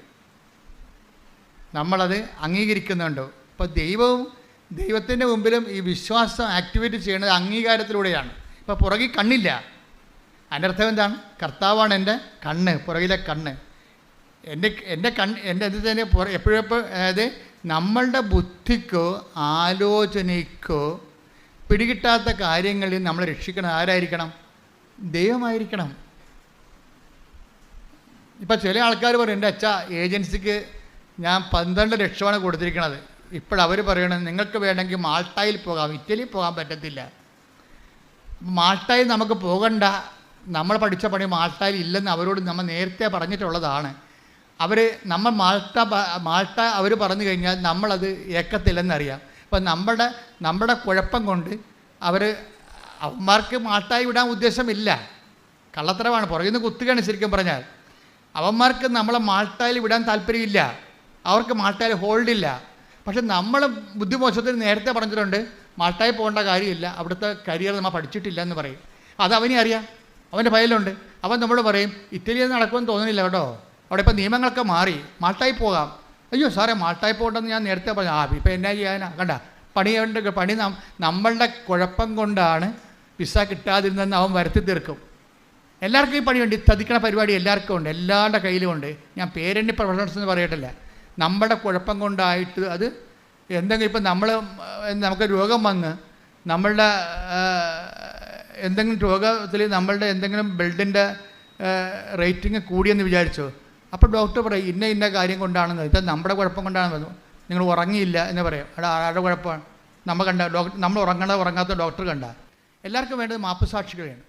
അതുകൊണ്ട് തന്നെ നമുക്ക് ദൈവമല്ലാതെ വേറെ ആരുമില്ല. പിടികിട്ടണം, അല്ലെങ്കിൽ ജീവിക്കാൻ പറ്റത്തില്ല. എല്ലാവരും അവിടെ കൈ കഴുകാം. പീലാത്തോസ് എന്ന് പറയുന്ന സംഭവം ഉണ്ടല്ല, ഒരു വല്ലാത്ത കഥാപാത്രമാണ്. അവരിങ്ങനെ കർത്താവിൻ്റെ അടുത്ത് വരുമ്പോൾ തന്നെ ബേസനും വെള്ളം എവിടെ? എന്താണ്? അയാളെ കൈ കഴുകാൻ നേരത്തെ തീരുമാനിച്ചിട്ടുണ്ട്. കൈ കഴുകാൻ നേരത്തെ തീരുമാനിച്ച പീലാത്തോസിൻ്റെ തിരക്കഥയാണ് നമ്മൾ അഭിനയിച്ച് തീർക്കുന്നത്. എന്ന് വെച്ച് കഴിഞ്ഞാൽ എല്ലാത്തിൻ്റെയും കുറ്റം അവസാനം നമ്മളായിരിക്കും. ഇപ്പം ഞാൻ കുറ്റക്കാരിയായി എന്നല്ലേ നിങ്ങൾ പറയണത്. എന്തെങ്കിലും സമയത്ത് വരുമ്പോൾ ഞാൻ അന്നേ പറഞ്ഞതല്ലേ എന്ന് ചോദിക്കും. എവിടാ? അന്ന് ചിലപ്പോൾ ചുണ്ടിൻ്റെ താഴെ പറഞ്ഞതായിരിക്കുമേ, അല്ലെങ്കിൽ അത് പറയേണ്ടതുപോലെ പറഞ്ഞു കാണത്തില്ല. ഇവരുടെ കയ്യിൽ നിന്ന് കഴുകാൻ വേണ്ടി പറയും ഞാൻ അന്നേ പറഞ്ഞതല്ലേ, ഇപ്പം എങ്ങനെ ഇരിക്കണേ? ഇതല്ലേ ഡയലോഗ്. ഞാൻ അന്നേ പറഞ്ഞതല്ലേ, ഇപ്പം എങ്ങനെ ഇരിക്കണേ എന്നല്ലേ ഡയലോഗ്. എന്ന് വെച്ച് കഴിഞ്ഞാൽ അവർ കൈ കഴുകുകയാണ്. വളരെ അഭിമാനത്തോടെ പറയാം, മിക്കവാറും ഈ കൈ കഴുകുന്നതിൽ 1ാം സ്ഥാനം നിങ്ങൾക്കാണ്, സ്ത്രീകൾക്കാണ്. കൈ കഴുകുക എങ്ങനെയെങ്കിലും കൈ കഴുകിയിരിക്കുക. അവർ ചെയ്യാനുള്ള സൂത്രപ്പണികളെല്ലാം ചെയ്ത് വെച്ച് അവസാനം ഞാനൊന്നും അറിഞ്ഞില്ലേ രാമനാരായണ എന്നുള്ള അതെന്താ കാര്യം? ഇതാണ് ഈ പഴഞ്ചൊല്ലി വരാൻ കാര്യം. ഇതാണ്. എല്ലാവരും അങ്ങനെയാണെന്നല്ല, പുരുഷന്മാർക്ക് ഇത് തന്നെ പരിപാടിയാണ്, പക്ഷേ ഇത് കടുത്ത പരിപാടിയാണെന്നേ ഉള്ളൂ. എന്ന് വെച്ചാൽ പുറകിൽ കണ്ണില്ലാത്തത് കൊണ്ട് വഴിയേ പോണവനെല്ലാം കയറി മേയണ ഒരു ജീവിതമാണ് നമ്മുടേത്. ഇവിടെ ആർക്കാണ് കണ്ണുള്ളത്? ദൈവം മാത്രമേ ഉള്ളൂ സംരക്ഷിക്കാൻ. ഇതിനെന്താ മാർഗം? നമുക്ക് പുറകിൽ കണ്ണില്ല, പിന്നെ അവിടുത്തെ കണ്ണ് ആരുടേതാണ്? നമുക്ക് വേണ്ടി തുറക്കേണ്ടത് ആരാണ്? ദൈവമാണ്. അത് നമ്മൾ എന്ത് ചെയ്യണം? ദൈവത്തെ പുറകിലെ കണ്ണ് തുറക്കണ ആളായിട്ട് നമ്മൾ അംഗീകരിക്കണം. നമുക്ക് കാണാൻ പാടില്ലാത്ത കാര്യങ്ങളെ കണ്ട് നമ്മൾ സഹായിക്കുന്ന ആളാണ് ദൈവം എന്നുള്ളത് നമ്മൾ അംഗീകരിക്കണം. പക്ഷെ ചില ആൾക്കാർക്ക് ഒരു കുഴപ്പമുണ്ട്. എന്താണ്? അത് അംഗീകരിച്ച് തരത്തില്ല. മനുഷ്യൻ്റെ മനസ്സിരിക്കണത് എന്താണ്? അവൻ തന്നെ ദൈവം. അത് തന്നെയല്ലേ ഹ്യൂമനിസ്റ്റുകൾ പറയണത്. മാനവികത എന്ന് കൊട്ടിക്കൊഷിക്കുന്ന ഫ്രഞ്ച് വിപ്ലവത്തിന് ശേഷം ഉണ്ടായിട്ടുള്ള റീസൻ്റെ ഉദയങ്ങൾ, റിനേസൻസ്, യുക്തിയുടെ പ്രഭാതങ്ങളെല്ലാം കൊട്ടിഘോഷിക്കണ മാനവികത എന്താണ്? അതിൽ നിന്നെല്ലാം ഫെഡറലിസം വരണത്. ആ ഫെഡറലിസത്തിൻ്റെതും എന്താണ്? ഞാൻ തന്നെ ദൈവം. അപ്പോൾ എനിക്ക് മോറലില്ല, എനിക്ക് പാപമില്ല. ഫെഡറലിസത്തിൻ്റെ ഭവിഷ്യത്ത് എന്താണ്? ഞാൻ തന്നെ ദൈവം. അതുകൊണ്ട് എനിക്ക് പീനൽ കോഡുകളില്ല, എനിക്ക് പാപമില്ല, പാപബോധമില്ല. അതൊക്കെ പഴയകാല മതങ്ങളുടേതാണെന്ന് പറഞ്ഞുകൊണ്ട് ചിലരൊക്കെ ടി വി ഇരുന്നുകൊണ്ട് ഭയങ്കര സഞ്ചാര സാഹിത്യം തട്ടിവിടണല്ലേ. ഞാൻ തന്നെ ദൈവം എന്നാണ് അവർ പറയണത്. അതുകൊണ്ട് നിയമങ്ങളൊന്നും അവർക്ക്, പക്ഷെ അവർ പാലിക്കണ നിയമങ്ങളെല്ലാം മതങ്ങളുടെയാണെന്ന് ഓർക്കണം. കാരണം ബേസിക്കായിട്ട് ഇവരെല്ലാം നല്ല മനുഷ്യരാണ്. ആ നല്ല മനുഷ്യരെ നല്ല മനുഷ്യരാക്കിയത് ആരാണ്?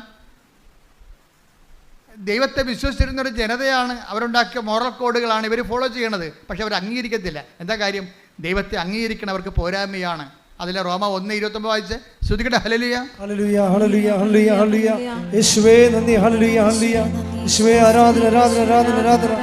റോമ 1:28. റോമ 1:28. ദൈവത്തെ അംഗീകരിക്കുന്നത്, പറഞ്ഞേ, ദൈവത്തെ അംഗീകരിക്കുന്നത് പോരായ്മയായി. ഞാൻ പറഞ്ഞ അതേ വാക്ക് തന്നെയാണ്. കണ്ട, ദൈവം എന്ന് പറഞ്ഞ ദൈവത്തെ അംഗീകരിക്കുന്നത് പോരായ്മയായി അവർ കരുതിയത് നിമിത്തം അധമവികാരത്തിനും അനുചിത പ്രവൃത്തികൾക്കും ദൈവം അവരെ വിട്ടുകൊടുത്തു. ദൈവത്തെ അംഗീകരിക്കണ പോരായ്മ ഇപ്പൊ പുറകെ കണ്ണില്ല. അതുകൊണ്ട് കർത്താവിൻ്റെ കണ്ണാണ് പ്രവർത്തിക്കേണ്ടത്. നമുക്ക് ചില കാര്യങ്ങൾ കാണാൻ പറ്റത്തില്ല, നമുക്ക് ചതിപ്പെട്ടു പോകും എന്ന് പറയുമ്പോൾ ആ ചതിയിൽ നിന്ന് അത് എല്ലാ തരത്തിലും വേണം. അതിനാണ് കർത്താവ് ഒരു പ്രാർത്ഥന നമുക്ക് പറഞ്ഞു തന്നത്. എന്ത് പ്രാർത്ഥനയാണ് പറഞ്ഞത്? ഞങ്ങളെ പ്രലോഭനത്തിൽ, അതാ ഈ പ്രാർത്ഥന ചതി പ്രാർത്ഥനയാണ്. അതായത് പുറകിൽ കണ്ണില്ലാത്ത കാരണം വരാൻ പോകുന്ന ചതികളിൽ നിന്ന് ഞങ്ങളെ രക്ഷിക്കണമേ, സംരക്ഷിക്കണമേ. സംരക്ഷണ പ്രാർത്ഥനയാണത്. എന്താണ്? ഞങ്ങളെ പ്രലോഭനത്തിൽ ഉൾപ്പെടുത്തരുത്. ഇപ്പം ചിലർക്ക് മാട്ടായി പോകാൻ, ഇറ്റലി പോകാൻ വേണ്ടി 30 ലക്ഷം ചോദിക്കുമ്പോൾ ഒരു സ്ഥലത്ത് നിന്ന് പറഞ്ഞ് ചുമ്മാ കള്ളത്തരം, വേറെ 8 ലക്ഷം കൊണ്ട് ഞങ്ങൾ നിങ്ങളെ കൊണ്ടുപോകാമെന്ന് പറയുമ്പോൾ അയ്യോ 30 ലക്ഷമാണ് അവന്മാർ ചോദിച്ചത് എന്ന് പറയുമ്പോൾ നമുക്ക് തന്നെ ഭയങ്കര കിട്ടിയ കാശ് തന്നെ, ഇത് പോകരുത്, ഇനി ഒരു സീറ്റ് കൂടിയേ ഉള്ളെന്നൊക്കെ അവർ പറയും നമ്മളോട്. ഇനി ഒരു സീറ്റ് കൂടിയേ ഉള്ളു. നിങ്ങൾ 10 മണിക്ക് വിവരം പറയണം, 11 മണിക്ക് വിളിച്ചാൽ വേറെ ആൾക്കാർ ഇത് കൊണ്ടുപോകുമെന്ന് പറയുമ്പോൾ തന്നെ ഇല്ലാത്ത കാശ് ഉണ്ടാക്കി നമുക്ക് കൊടുക്കും. ചതിവനെ കണ്ട പുറകെ കണ്ണില്ല, സമ്മർദ്ദത്തിന് വഴങ്ങി. അപ്പോൾ നമ്മൾക്ക് ദൈവത്തെ അംഗീകരിക്കണവരാണ് നമ്മളെങ്കിൽ നമുക്ക് പ്രൊട്ടക്ഷൻ ഉണ്ടാവും. ഈ പറ്റിക്കണ കാണ്ടാമൃഗം വരുമ്പോൾ തന്നെ അവനെ കർത്താവ് വഴിമാറ്റി വിടും. എന്താ കാര്യം? നമ്മൾ പറഞ്ഞിട്ടുണ്ട്, പ്രലോഭനത്തിൽ ഉൾപ്പെടുത്തരുതേ. അതാ സമയത്ത് അവനെ നമ്മുടെ മുമ്പിൽ കൊണ്ടുവന്ന് ചാടിക്കരുതേ. അവൻ അവൻ്റെ വഴിക്ക് പോയിക്കോട്ടാ, നമ്മുടെ മുമ്പിൽ കൊണ്ടുവന്ന് ചാടിക്കരുതേ. അത് ഭയങ്കര പ്രാർത്ഥനയാണത്. കർത്താവ് ഒരു പ്രാർത്ഥന ചെല്ലുമ്പോൾ മനുഷ്യൻ്റെ ആധ്യാത്മികതയും അതിൻ്റെ അപാചയങ്ങളും അതിൻ്റെ ചതിക്കുഴികളും എല്ലാം അഡ്രസ്സ് ചെയ്തുകൊണ്ടാണ് ആ പ്രാർത്ഥന വരണത്. കാര്യം എന്താ? എനിക്ക് പുറകിൽ കണ്ണില്ല, ന്യായസമയത്ത് ചതിക്കപ്പെടാൻ സാധ്യതയുണ്ട്. ചതിക്കപ്പെടാതിരിക്കാൻ വേണ്ടി പ്രലോഭനത്തിൽ ഉൾപ്പെടുത്തരുതെന്ന് പ്രാർത്ഥിച്ചാൽ മാത്രം പോരാ. പിന്നെ എന്ത് ചെയ്യണം? ദൈവത്തെ അംഗീകരിക്കുന്നത് പോരായ്മയെ കരുതിയ കൊണ്ടല്ലേ. അപ്പോൾ ആരാണ് ദൈവത്തെ അംഗീകരിക്കണ പോരായ്മയെ കരുതിയ ആരായിരിക്കും ദൈവം? അവൻ തന്നെ ആയിരിക്കും ദൈവം. അവൻ ദൈവമായത് കാരണം വേറെ ഒരു ദൈവത്തിന് ഒരു നാഴിയുടെ അകത്ത് ഒരു നാഴി കടക്കത്തില്ലെന്ന് പറയത്തില്ലേ? ചില 2 അഹങ്കാരികൾ ഒരുമിച്ച് വന്നു കഴിഞ്ഞാൽ പറയും ഒരു നാഴിയുടെ അകത്ത് ഒരു നാഴി കടക്കത്തില്ലെന്ന് പറയും. ഇപ്പം ചില ആൾക്കാരുണ്ട്, ഇപ്പം ചേട്ടനോട് പറയും, ചേട്ടനോട് പറയടാ, അവനെ അറിയാവിടെ, അവനവിടെ പോയതാണ്, നീ അവനോട് വഴി ചോദിക്കുക. പിന്നെ അവന് വഴി ചോദിക്കുക, പിന്നെ നിങ്ങൾ തള്ള ചോദിച്ചാൽ മതി പറയും. അനിയനോട് വഴി ചോദിക്കാൻ പറയണേ, ഗോവയിൽ പോകാൻ വേണ്ടി ഇൻ്റർവ്യൂവിന് വേണ്ടി ചേട്ടനോട് പറയണം അമ്മ, അവനെ അറിയാവിടെ. ഇവന്മാർ തമ്മിൽ മിണ്ടാതല്ല, അതുകൊണ്ട് അവനെ അറിയാവിടെ, അവനോട് ചോദിക്കടാ എന്ന് പറയും. അപ്പം ഞാൻ ചേട്ടനല്ലേ, ഞാനിങ്ങനെ അനിയനോട് ചോദിക്കണേ എന്ന് പറഞ്ഞ് ചില കാണ്ടാമൃഗങ്ങൾ അങ്ങനെ ഉണ്ട്. കൊമ്പില്ലാത്ത കാണ്ടാമൃഗങ്ങളുടെ എണ്ണം സമൂഹത്തിൽ കൂടുതലാണേ. ചോദിക്കുന്നത് ഒരു നാഴിയുടെ അകത്ത് വേറെ നാഴി കടക്കത്തില്ല. 2 അഹങ്കാരികളാണ്. എന്നാൽ ചേട്ടൻ അബദ്ധത്തിൽ ചാടാൻ പോണതുകൊണ്ട് ഇവൻ പറഞ്ഞു കൊടുക്കുക, അത് പറഞ്ഞു കൊടുക്കത്തുമില്ല, വഴികളെ പറഞ്ഞു കൊടുക്കത്തില്ല. അവൻ എന്നോട് ചോദിക്കട്ടെ എന്ന് പറഞ്ഞുകൊണ്ടിരിക്കും. ഈ 2 കൽപ്പിട്ടുകളാണ്, 2 തെറ്റുകാരാണ്. അനിയൻ പറയും എനിക്കറിയാവില്ല വഴിയെന്ന് അവനെ അറിയാവില്ല, അവൻ എന്നോട് ചോദിക്കട്ടെ. ഇനി ഇവൻ അങ്ങോട്ട് പറഞ്ഞു കൊടുത്താൽ നിന്നെ ഒരിക്കലും വിളിച്ചാന്ന് ചോദിക്കും. ഈ ആൾക്കാർക്ക് ഉടമ്പടി ജീവിക്കാൻ പറ്റത്തില്ല. അഹങ്കാരികളാണ്, 2 അഹങ്കാരികളാണ്. നമ്മുടെ വിഷയം എന്ന് പറയുന്നത് പെരുമാറ്റമാണ്, ഉടമ്പടിയും പെരുമാറ്റവും. വീട്ടിലെ 2 അഹങ്കാരികളാണ്. ഈ അഹങ്കാരികൾക്ക് ഒരിക്കലും ഉടമ്പടി വിജയിക്കത്തില്ല. കാര്യം എന്താണ്? അഹം ബ്രഹ്മാസ്മിയാണ് അവർ തന്നെയാണ് ദൈവം. വേറെ ഒരു ദൈവത്തെ അംഗീകരിക്കത്തില്ല. അതുകൊണ്ട് നിങ്ങൾ ഉടമ്പടി എടുത്തിട്ടുള്ള ആൾക്കാരെ ഞാൻ അഹംബ്രഹ്മാസ്മി എന്നൊക്കെ പറഞ്ഞാൽ ചുമ്മാ പറഞ്ഞ കേട്ടോ, നിങ്ങൾക്ക് മനസ്സിലാക്കാൻ വേണ്ടി പറഞ്ഞതാണ്, ഞാൻ ആരും ആക്ഷേപിച്ചൊന്നുമല്ല. പക്ഷേ എൻ്റെ പ്രശ്നം വെച്ച് കഴിഞ്ഞാൽ മനുഷ്യൻ്റെ അടിസ്ഥാനമായിട്ടുള്ള ഒരു ചിന്തയാണ് ഞാനാണ് ദൈവം. അത് എല്ലാവർക്കും ഉണ്ട്. ഈ വിഷയത്തിൽ എക്സ്പീരിയൻസ്ഡ് ആണ് നിങ്ങളെങ്കിൽ ഈ വിഷയത്തിൽ നിങ്ങളായിരിക്കും ദൈവം. ഞാനാണ് ദൈവം എന്ന് എല്ലാവരും പറയുവേ. നിങ്ങൾ ഈ വിഷയത്തിൽ എക്സ്പീരിയൻസ് ആണ്. അപ്പോൾ എക്സ്പീരിയൻസ് ആകുമ്പോൾ നിങ്ങൾ എങ്ങനെയാണ് ഈ കാനഡയിൽ പോയി ജീവിക്കണത്, എങ്ങനെയാണ് തണുപ്പ് കാലത്ത് കാനഡ ജീവിക്കണത്, അതിൻ്റെ കാര്യം നിങ്ങൾക്കറിയാം. പക്ഷേ അനിയത്തിയാണ്, നാത്തൂനാണ് പോകാൻ പോണത്, അറിഞ്ഞു കൊടുക്കത്തില്ല. എന്താണ് അവൾ വന്ന് എൻ്റെ അടുത്ത് ചോദിക്കട്ടെ? കാര്യം അതിൻ്റെ ദൈവം ഞാനാണ്. മനസ്സിലായി? അതിൻ്റെ ദൈവം ഇതെല്ലാ അണ്ണന്മാരുടെയും കയ്യിലുണ്ട്. ദൈവത്തെ ഓരോരോ കാര്യങ്ങൾക്കാണ് നമ്മൾ ദൈവം. നമ്മുടെ എക്സ്പീരിയൻസ് ആയിട്ടുള്ള കാര്യങ്ങൾക്ക് നമ്മൾ ദൈവങ്ങളാണ്. പറഞ്ഞതൊക്കെ മനസ്സിലാകുന്നുണ്ടല്ലോ അല്ലേ? നമ്മൾക്ക് എക്സ്പീരിയൻസ് ആയിട്ടുള്ള കാര്യങ്ങൾക്ക് നമ്മൾ ശരിക്കും പറഞ്ഞാൽ എന്താണ്, അവർ അബദ്ധത്തിൽ ചാടാൻ പോകുമ്പോൾ എളിമയോട് ചെന്ന് അങ്ങോട്ട് പറഞ്ഞു കൊടുക്കണം, ചേട്ടാ അത് ശരിയല്ല, അങ്ങനെ പോയാൽ ശരിയാകത്തില്ല. അപ്പോൾ ഉടനെ അവൾ അഹങ്കാരിയാണെങ്കിൽ പറയും, ഇതൊക്കെ ഒന്നും പറയേണ്ട ആവശ്യത്തൊക്കെ എനിക്കറിയാമെന്ന് പറയും. എല്ലാവരും അങ്ങനെയല്ലേ പറയണേ വീട്ടിലേ? അങ്ങനെ 2 പ്രാവശ്യം അനിയത്തിമാർ പറഞ്ഞു കഴിയുമ്പോൾ അപ്പം ചേട്ടത്തിമാരെ സഹായിക്കാൻ പോകത്തില്ല. എന്താ കാര്യം? അവളുടെ കയ്യിരിക്കുന്ന അഹങ്കാരമാണെന്നറിയാം. അപ്പോൾ ഈ 2 കണക്കാണ്. ഇത് 2 പേരും ഉടമ്പടി എടുത്തു കഴിയുമ്പോൾ ഇത് വർക്കൗട്ട് ചെയ്യത്തില്ല. കാര്യം എന്താണ്? അവർ തന്നെയാണ് ദൈവം. അതുകൊണ്ട് ദൈവത്തെ അംഗീകരിക്കുക. നമ്മുടെ ജീവിതത്തിൽ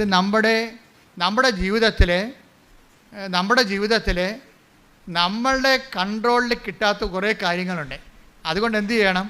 അത് ദൈവമാണ് അത് കൈകാര്യം ചെയ്യേണ്ടത്. പുറകിൽ നിന്ന് വന്ന കുത്തും വെട്ടുമൊന്നും നമുക്ക് തടുക്കാൻ പറ്റത്തില്ല. അനക്കം കേട്ടാൽ ചിലപ്പോൾ തിരിയാൻ പറ്റും. ചിലപ്പോൾ കൊല്ലാൻ തന്നെ അനക്കം ഉണ്ടാക്കി ബഹളം എല്ലാവരും വിളിച്ച് പറഞ്ഞിട്ടാണ് വരുന്നത്. അല്ല, അവൻ പതുങ്ങിയല്ലേ വരത്തുള്ളൂ. അപ്പോൾ അതുകൊണ്ട് തന്നെ നമുക്ക് ദൈവത്തിനെ നമുക്ക് വേണ്ടി വരും. പക്ഷേ ദൈവത്തെ നമ്മൾ അംഗീകരിക്കണം. അംഗീകരിച്ചിട്ട് എന്താ ചെയ്യേണ്ടത്? അംഗീകരിക്കുന്നതിൻ്റെ ഭാഗമായിട്ടാണ് നമ്മൾ അഹങ്കാരം അമർത്തണത്. പിടികിട്ടിയാ? 2 ദൈവം ഒരുമിച്ച് വസിക്കത്തില്ലല്ലോ. അഹങ്കാരം നമ്മൾ ദൈവമല്ലേ? നമ്മളെ ദൈവമാക്കുന്നത് ആരാണ്? അഹങ്കാരമല്ലേ? നമ്മളെ ദൈവമാക്കുന്നത് ആരാണ്? നമ്മുടെ അഹങ്കാരമാണ്. ഇപ്പോൾ 2 ദൈവം ഒരുമിച്ച് വസിക്കാത്ത കാരണം അഹങ്കാരികളെ ചിതറിക്കാതെ, അത് അമ്മയുടെ വചനങ്ങളെ കണ്ടില്ലേ? അഹങ്കാരികളെ ചിതറിച്ചു. വചനം എടുത്ത് ശ്രുതിക്കട്ടെ. ഹല്ലേലൂയ. ഹല്ലേലൂയ ഹല്ലേലൂയ യേശുവേ നന്ദി. Hallelujah hallelujah hallelujah hallelujah hallelujah hallelujah. ലൂക്ക 1:52 51:52. അവിടുന്ന് തന്റെ ഭുജം കൊണ്ട് ശക്തി പ്രകടിപ്പിച്ചു. ഹൃദയ വിചാരത്തിൽ അഹങ്കരിക്കുന്നവരെ ചിതറിച്ചു. ശക്തന്മാരെ സിംഹാസനത്തിൽ നിന്ന് മറിച്ചിട്ടു. എളിയവരെ ഉയർത്തി. അപ്പോൾ ഇതിൻ്റെ അകത്ത് വരുന്ന ഒരു വിഷയം, അഹങ്കാരം കുറക്കുമ്പോൾ തന്നെ ഒരു എളിമ വരത്തില്ലേ? അതിനാണ് വിനയം എന്ന് പറയണത്. ചില ആൾക്കാർക്ക് ഭയങ്കര വിനയമായിട്ട് നമുക്ക് നിവൃത്തിയില്ലാത്ത കാര്യം സാധിച്ചെടുക്കാൻ വേണ്ടി ചില ആൾക്കാർ വിനയം അഭിനയിക്കും. അവർക്ക് വിനയം അവർക്ക് വിനയമില്ല, ചുമ്മാ ഈ കാര്യം കാണാൻ വേണ്ടി തൽക്കാലം കാണിക്കുന്ന ഒരു അഭ്യാസമാണെന്ന് നമുക്കറിയാമെങ്കിലും ആ അഭിനയമല്ല. അതായത് ഈ അഹങ്കാരം അവസാനിപ്പിക്കുമ്പോഴാണ് വിനയം രൂപപ്പെട്ട് വരുന്നത്. അഹങ്കാരവും വിനയവും ഒരുമിച്ച് വസിക്കത്തില്ല. അതിവിടെ വിഷയമാണ്. ഉടമ്പടിയിലുള്ള ആൾക്കാർ ഇപ്പം അതെനിക്കറിയാം, എന്നോട് ആരും പഠിപ്പിക്കേണ്ട എന്ന് പറയത്തില്ല. അതാണ് അഹങ്കാരം. അതെനിക്കറിയാം, എന്നെ ആരും പഠിപ്പിക്കേണ്ട എന്ന് പറയും. ചില ആൾക്കാർ കുറേ മുമ്പോട്ട് പോയാലും പരിചയമില്ലാത്ത സ്ഥലത്ത് ചെന്നാലും ആരോടും വഴി ചോദിക്കത്തില്ല. തന്നെത്താൻ തിരക്ക് കണ്ടുപിടിക്കും. എന്താണ്? ആരോടും ചോദിക്കുമ്പോൾ എനിക്ക് വഴിയറിയാൻ പാടില്ലെന്ന് അവർക്കറിയത്തില്ലേ? അതിവർക്ക് കുറച്ചിലെന്ന് സാധനം. കുറച്ചിൽ കണ്ട ഇവർക്കെന്താ കൂടിയ ഉരുപ്പടിയാണെന്ന് അവർക്ക് തന്നെ അറിയാം. അതാണ് കുറച്ചിലെന്ന് പറയണത്. കുറച്ചിലെന്നല്ലേ പറഞ്ഞത് അഹങ്കാരത്തിന്. അപ്പോൾ ഇവർക്ക് തന്നെ അറിയാം ഇവരെന്താ കൂടിയ ഉരുപ്പടിയാണ്. ഒരു സ്ഥലത്ത് പോവുകയാണ്, പരിചയമില്ലാത്ത വഴിയാണ്. പക്ഷേ നിർത്തിപ്പോലും ചോദിക്കത്തില്ല, ഇതെവിടെയാണ് പോകേണ്ടതെന്ന് ചോദിക്കത്തില്ല. എന്താണ്? തിരക്കി കണ്ടുപിടിക്കും. ഇപ്പോൾ വന്ന് ഗൂഗിളിനോട് മാത്രമല്ലേ ചോദിച്ചുള്ളൂ. അങ്ങനെയുള്ള ആൾക്കാർ കുളത്തിൽ ചാടണത്. ഇപ്പം അഹങ്കാരികൾക്ക് ഏറ്റവും വലിയ ഗുണം ചെയ്തിരിക്കുന്ന ഗൂഗിളാണ്. എങ്ങനെയായാലും എപ്പോഴായാലും പാടശേഖരത്തൊക്കെ തന്നെ അവസാനിക്കണത്. ഗൂഗിൾ ചേച്ചി എപ്പോഴും തെറ്റിക്കില്ല. എന്നാലും വാ വിളിച്ചാരോടും ചോദിക്കത്തില്ല. നിങ്ങൾ വാ വിളിച്ചൊരു കാര്യം ചോദിക്കാത്തതാണെങ്കിൽ അഹങ്കാരിയാണെന്ന് നിങ്ങൾ ഓർത്തിച്ചാൽ മതി. അത് ഈ കാര്യത്തിന് വേണ്ടിയല്ല, പല കാര്യത്തിലും നിങ്ങൾ അഹങ്കാരിയാണ്. ഒരു കാര്യത്തിൻ്റെ പോവഴി എങ്ങനെയാണ് എന്ന് ചോദിക്കണം, അറിയാൻ പറയും ചോദിക്കണം. അത് ചോദിക്കുന്നില്ല, അതിന് മോന്തം കയറ്റി ഇരിക്കുകയുള്ളൂ, മറ്റുള്ളവർ ഇങ്ങോട്ട് വന്ന് പറയട്ടെ എന്നൊക്കെ പറയുന്ന സംഭവം ഇവർക്ക് ഉടമ്പടി വർക്കൗട്ട് ചെയ്യത്തില്ല. ഇത് മരിയ സ്പിരിച്വാലിറ്റി വർക്ക് ചെയ്യുന്ന സാധനമാണ്. അത് കാരണം അഹങ്കാരികളെ ഒന്നെങ്കിൽ ദൈവം ചിതറിക്കും, അല്ലെങ്കിൽ നമ്മളെ ചിതറിക്കണം. ഒപ്പിച്ച് പോകാൻ പറ്റത്തില്ല. അപ്പോൾ അത് വിനയാനെതിരെ അവൻ ഉയർത്തി. കണ്ട take the word of God. ലൂക്ക 1:52. 1 ലൂക്ക 1:52. ശക്തന്മാരെ സിംഹാസനത്തിൽ നിന്ന് മറിച്ചിട്ടു, സിംഹാസനത്തിൽ നിന്ന് മറിച്ചിട്ടു, എളിയവരെ ഉയർത്തി. അപ്പൊ എളിയവരെ ആരാണ് ഉയർത്തുന്നത്? എളിയവരെ അവരുടെ ചിറ്റപ്പന അങ്കളാവെന്ന് ഉയർത്തുകയല്ല. ആരാണ് ഉയർത്തുന്നത്? ദൈവം. എന്ന് വെച്ചാൽ എളിയവരെന്ന് പറയുമ്പോൾ മെറിറ്റ്, നോട്ട് ബൈ മെറിറ്റ് എന്നതിൻ്റെ അർത്ഥം. എനിക്ക് യോഗ്യതയില്ല, പിന്നെ ആരാണ്? എന്നെ ഒന്ന് ഉയർത്തണമേ. അത് പറയാനുള്ള എളിമ പത്രോസിനുണ്ടായിരുന്നു. കടലിൽ മുങ്ങിയപ്പോഴേ പുള്ളി നാഥാ എന്ന് പറഞ്ഞില്ലേ, ഞാൻ നശിക്കുന്നു എന്ന് പറഞ്ഞില്ലേ, ഞാൻ തീർന്നെന്ന് പറഞ്ഞില്ലേ. തീർന്നില്ല, ഞാൻ നീന്തി കയറിക്കൊള്ളാം, ഞാൻ 45 വയസ്സ് തൊട്ട് കടലിൽ തന്നെ ജനിച്ചാണ്, എനിക്ക് ആരുടെ സഹായം വേണ്ടെന്ന് പത്രോസ് പറഞ്ഞെങ്കിൽ പത്രോസിൻ്റെ അവസ്ഥ എന്തായിരുന്നു? പിടിയിട്ടില്ലേ? പത്രോസ് മുങ്ങിപ്പോവുകയാണ്. നാഥാ എന്ന് വിളിച്ചുകൊണ്ട് കൈ കാണിച്ച് എന്ന് കഴിഞ്ഞാൽ അപ്പം കയറി പിടിച്ച്. ആ കൈയൊന്നും പിടിക്കാൻ പറയണ്ട, എനിക്കറിയാം നീന്താൻ, ഞാൻ 45 വയസ്സിൽ വന്ന് കടൽ കണ്ട ആളാണ്, ഞാൻ 8-ാം വയസ്സിൽ കടൽ കണ്ട ആളാണ്. നിങ്ങൾ കാർപ്പൻ്റർ അല്ലെന്ന് ചോദിച്ചാൽ പണി കിട്ടുക. അതാ വിഷയം. അത് നമ്മൾക്ക് എളിമയുണ്ടോ ഇല്ലയെന്നറിയാൻ നമ്മൾക്ക് മറ്റുള്ളവരുടെ സഹായത്തിന് നമ്മൾ വാ പൊളിച്ച് മിണ്ടുമോ ഇല്ലയോ, അതാണ് അഹങ്കാരികളുടെ മിണ്ടത്തിലവർ. ചോദിക്കത്തില്ല, പരമാവധി തന്നെത്താൻ തന്നെ ചെയ്യാൻ നോക്കും. ദൈവം അത് ഉദ്ദേശിക്കണില്ല. കാര്യം നമുക്ക് ചെയ്യാൻ എല്ലാം തന്നെത്താൻ പറ്റത്തില്ല. തന്നെത്താൻ പറ്റാത്ത ഒത്തിരി കാര്യങ്ങളുണ്ട്. നിങ്ങൾ ഇംഗ്ലീഷ് സിനിമയിലൊക്കെ കണ്ടു കാണാം. ഈ ഞാൻ പണ്ടൊരു എക്സ്കർഷന് പോയപ്പോഴെന്നെ ഈ child pregnancy and child birth എന്ന് പറഞ്ഞൊരു ഡോക്യുമെൻ്ററി. അപ്പോൾ ഒരു മദാമ തന്നെ കൊച്ചിനെ വലിച്ചെടുക്കുകയാണ്, പ്രഗ്നൻ്റാണ്, തന്നെത്താൻ മദാമ തന്നെ. എന്നിട്ട് ആ പ്ലാസൻ്റെയൊക്കെ കടിച്ചു പൊട്ടിക്കണം. എന്തെല്ലാം പരാക്രമം. പക്ഷേ ആ സിനിമയിലേ ഉള്ളൂ. നിങ്ങൾക്കറിയാമല്ലോ, പ്രസവിക്കണമെങ്കിൽ 5 നേഴ്സുമാർ വേറെ വേണമെന്ന്. അതാണ് സംഭവം. അത് സിനിമയിലേ ഉള്ളൂ. അത് കണ്ടുകൊണ്ട് ആരും തന്നെത്താൻ പ്രസവിക്കാൻ പോകരുത്, പണി കിട്ടും എന്ന് വെച്ചാൽ ദൈവം ഇവിടെ സൃഷ്ടിച്ചിരിക്കണം മറ്റുള്ളവരെ കൂടി കണ്ടുകൊണ്ടാണ്. മറ്റുള്ളവർ നമ്മളെ സഹായിക്കണം, നമ്മൾ അവരെ സഹായിക്കണം. അങ്ങനെ പരസ്പരം ആശ്രയിച്ചും സ്നേഹിച്ചും ജീവിക്കണം. അങ്ങനെ ഒരു സ്നേഹത്തിൻ്റെ കൂട്ടായ്മയുടെ വളർച്ചയിലാണ് നമ്മൾ ജീവിക്കാൻ ദൈവം ഉദ്ദേശിക്കുന്നത്. ശ്രുതിക്കട്ടെ ഹല്ലേലൂയ.